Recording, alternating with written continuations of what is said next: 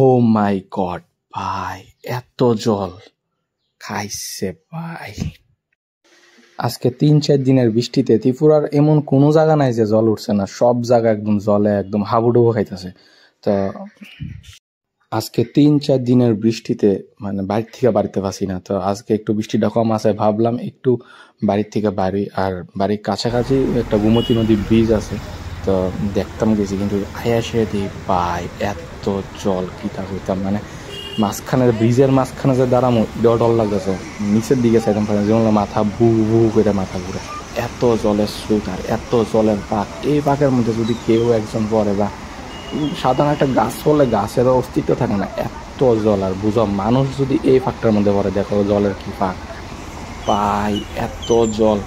আর কি কইতাম, নদীর দুই পার যে বাড়িঘরটি আছে, তোমরা আমি একটু জুম করে দেখাবো, তোমরা দেখো বাড়ির নদীর ওই পার যে বাড়িঘরটি আছে, একদম ওই দিকে জল, ওইদিকে বাড়িঘরটি মানে মানুষও নাই, সব বাড়ির থেকে বাড়ি গেছে গা, সব শরণার্থী গেছে গা।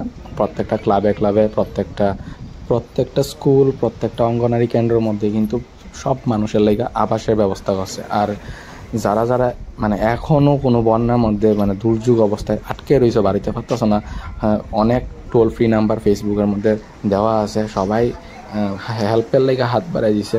সবাই একটু তোমরা কাইন্ডলি তোমরা ওই টোল ফ্রি নাম্বারে ফোন করে যোগাযোগ করো, সম্পূর্ণভাবে তারা টিম তোমরা রেস্কিউ করবো। আর প্রশাসনিক মাধ্যম থেকে কিন্তু বারবার তারা টোল ফ্রি নাম্বার দিয়ে দিছে, তোমরা যে কোনো অসুবিধা তোমরা ওই টোল ফ্রি নাম্বারে ফোন করো, ফোন করে তোমরা অসুবিধা তোমরা জানাও।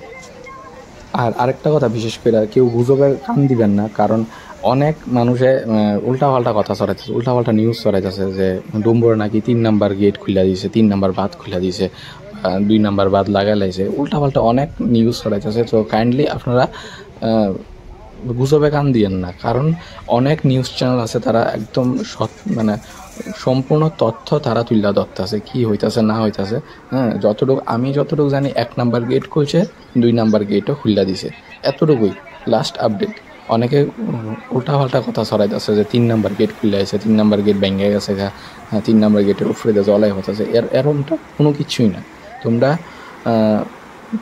সঠিক তথ্যটা জানি না, সেটাই যারা এইসব মানে গুজব তথ্য ছড়াইতেছ, তোমরা এরকম সঠিক তথ্যটা জানি না, সেটাই তোমরা এই ভয়াবহ পরিস্থিতির মধ্যে সঠিক তথ্যটাই তোমরা দিও। আমার এতটুকু জীবনে আমি কোনোদিন মানে এত গোমতী নদী এরকম জল আমি কোনোদিন দেখছি না, এই ফার্স্ট দেখলাম। আর এই দেখো বন্ধুরা, এই যে পুরা বাঁশের জার পর্যন্ত ভেঙে গেছে, কোন দিকের জানি, মানে পাড়ের মধ্যে বাঁশ থাকে না, বাঁশের জার পর্যন্ত পুরা ভেঙে গেছে, ব্রিজের নিচে আটকে গেছে এই বাঁশের জারটা। আচ্ছা, আর নদীর যে দুই পাশে বাড়ি ঘর একদম টোটালি জলের তলে, এদিকে কোনো মানুষই নাই, একদম মানে মানুষ কেমনে যাইব, একদম গলা সমান জল। কিছু কিছু জায়গা তো আছে মানুষ যাইতেই পারতো না, একদম ডিব্বা যাবো। তো তাদের রেস্কিউ কইরা একদম